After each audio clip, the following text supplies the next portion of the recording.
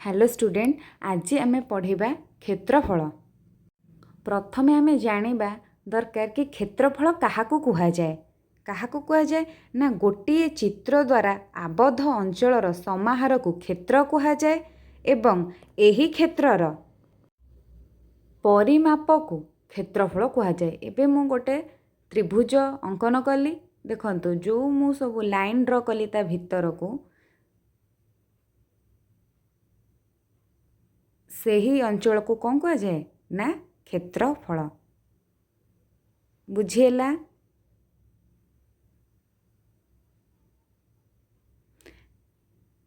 यही अंचलर क्षेत्रफल हूँ कौटा ना जी मु लाइन ड्र कली त्रिभुजर भितर से क्षेत्रफल कहुए। सेमती मु गोटे वृत्त अंकन कली आउ से वृत्तर भितर मु किछि गार टाणिली।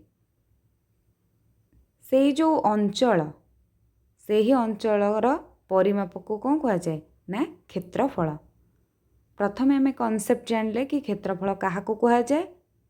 तापर आम ए जानिबा आयत क्षेत्रर क्षेत्रफलर फर्मूला कौन। आयत क्षेत्रर क्षेत्रफल होची दैर्घ्य गुणन प्रस्थ एवं एहार एकक होची वर्ग एकक। सेमती वर्ग क्षेत्रर क्षेत्रफल बाहु गुणन बाहु वर्ग एकक। तापर आम अभ्यास कार्य 11.2 को देखिबा। क्वेश्चन नंबर 1 रे पचारची गोटे वर्ग क्षेत्रर प्रत्येक बाहुर दैर्घ्य 7 सेमी। यार क्षेत्रफल केते? आम लिखिबा वर्ग क्षेत्रर बाहुर दैर्घ्य समान 7 सेमी। एहार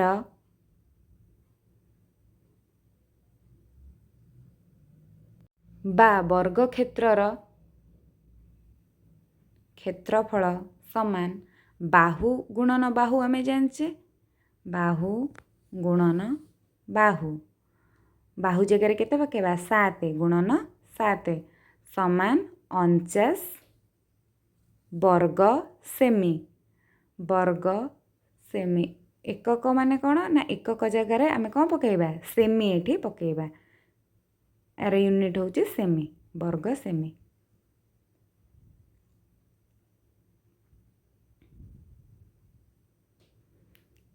सरीला 1 नंबर। तापर देखिबा 2 नंबर।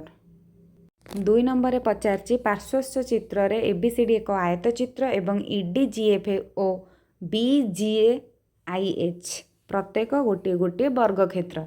एठारे एक आयत चित्र देछि आ दुईटा वर्ग क्षेत्र देछि। एडी 20 सेमी एबी 9 सेमी ईडी 7 सेमी और बीजे 8 सेमी हेले समग्र क्षेत्रर परिसीमा और क्षेत्रफल निर्णय करिबा। EFGD EFGD हूँ एक वर्ग क्षेत्र। तेणु एरा प्रत्येक बाहुर दैर्घ्य समान। तेणु FG GD EF सबू 7 सेमी हम। सेमती एडी आमर केते अछि 20 सेमी। ताले एई केते बाहरिबो ना 20 - 7 समान 13 सेमी। तापरे एबी 9 देछि बीजे 8 बीजे 8 हेले BJIH हूँ वर्ग चित्र। वर्ग चित्रर सबू प्रत्येक बाहुर दैर्घ्य समान। तेणु सबू बाहुर दैर्घ्य केते हबो 8 HIB 8 BHP 8 आउ BC आमर केते ना 20 BC 20 तो HC केते बाहरिबो ना 20 - 8 समान 12। एई होउची आमर केते ना 13 सेमी। CH होउची 12 सेमी। आमे लिखिदेले एई आउ CH बाहरी गला। परिसीमा एबे बाहर करिबा। परिसीमा पाई कौन आमर फॉर्मूला ना सबू बाहु को कौन करिबा मिसेई दबा। परिसीमा समान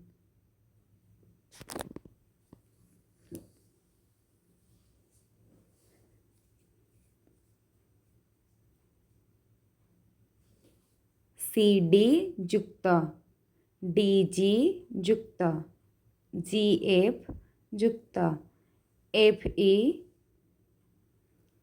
जुक्त AE जुक्त AB जुक्त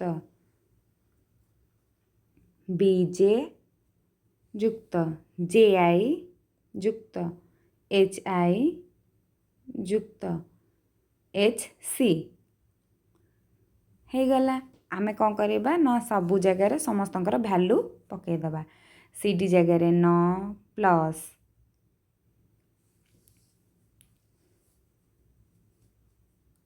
7 plus 7 plus 7 plus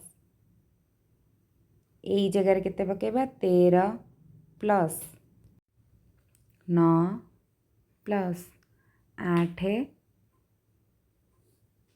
plus 8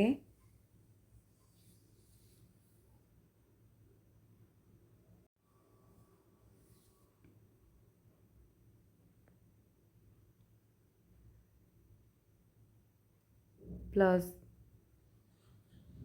8 12 ସମାନ 88 ସେମି। ପରିସୀମା ବାହାରିଗଲା କେତେ 88 ସେମି। ଏବେ କ୍ଷେତ୍ରଫଳ ନିର୍ଣ୍ଣୟ କରିବା। କ୍ଷେତ୍ରଫଳ କ'ଣ ନା EFGDର କ୍ଷେତ୍ରଫଳ ଆଉ ABCD ଆୟତକ୍ଷେତ୍ରର କ୍ଷେତ୍ରଫଳ ଯୁକ୍ତ BJIHର କ୍ଷେତ୍ରଫଳ।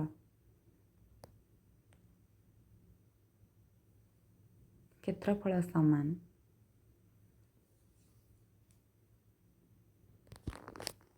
ABCDର କ୍ଷେତ୍ରଫଳ ଯୁକ୍ତ EDGFର କ୍ଷେତ୍ରଫଳ ଯୁକ୍ତ BJIHର କ୍ଷେତ୍ରଫଳ।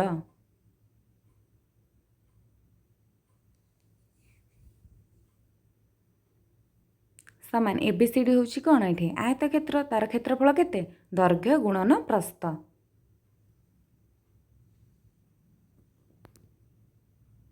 ଦୈର୍ଘ୍ୟ ଜାଗାରେ ପକାଇବା 20 ପ୍ରସ୍ଥ ଜାଗାରେ ପକାଇବା 9 ଗୁଣନ କରିବା ପ୍ଲସ୍ EDGF ହେଉଛି ବର୍ଗଚିତ୍ର। ବର୍ଗଚିତ୍ରର କ୍ଷେତ୍ରଫଳ କ'ଣ ବାହୁ ଗୁଣନ ବାହୁ। ବାହୁ ହେଉଛି 7 7 ଗୁଣନ 7 ପ୍ଲସ୍ BJIHର କ୍ଷେତ୍ରଫଳ। BJIH ହେଉଛି ଏକ ବର୍ଗଚିତ୍ର। ଏହାର ବାହୁ କେତେ 8 8 ଗୁଣନ 8 20ରେ 9 ଗୁଣିଲେ 180 ପ୍ଲସ୍ 7ରେ 7 ଗୁଣିଲେ 49 8 8 64।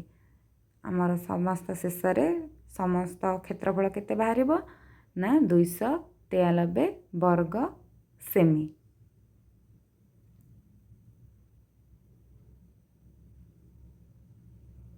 3 ନମ୍ବରକୁ ଆସିବା। 3 ନମ୍ବରରେ ଦେଇଛି ଗୋଟିଏ ବର୍ଗାକୃତି ବିଶିଷ୍ଟ କ୍ଷେତ୍ରର କ୍ଷେତ୍ରଫଳ 64 ବର୍ଗ ସେମି। ଏହାର ପ୍ରତ୍ୟେକ ବାହୁର ଦୈର୍ଘ୍ୟ କେତେ?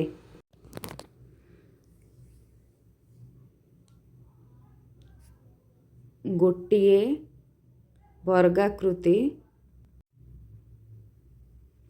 ବର୍ଗାକୃତି ବିଶିଷ୍ଟ କ୍ଷେତ୍ରର କ୍ଷେତ୍ରଫଳ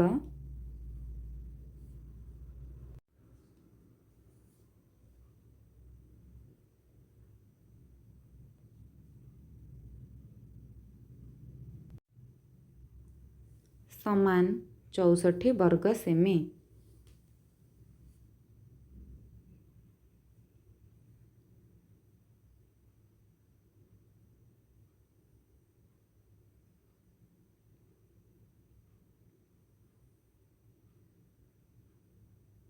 ଏହାର ବାହୁର ଦୈର୍ଘ୍ୟ ସମାନ। ଏହାର ବାହୁର ଦୈର୍ଘ୍ୟ କେମିତି ହେଲା ନା କ୍ଷେତ୍ରଫଳର ବର୍ଗମୂଳ। କ୍ଷେତ୍ରଫଳର ବର୍ଗମୂଳ ମାନେ କ'ଣ ନା ଆମେ 64ର ବର୍ଗମୂଳ ବାହାର କରିବା। 64ର ଆମେ କ'ଣ କରିବା ମୌଳିକ ଗୁଣନୀୟକମାନଙ୍କୁ ଲେଖିବା। କ'ଣ ପ୍ରଥମେ ନା ଆମେ ୟାକୁ 2ରେ କାଟିବା।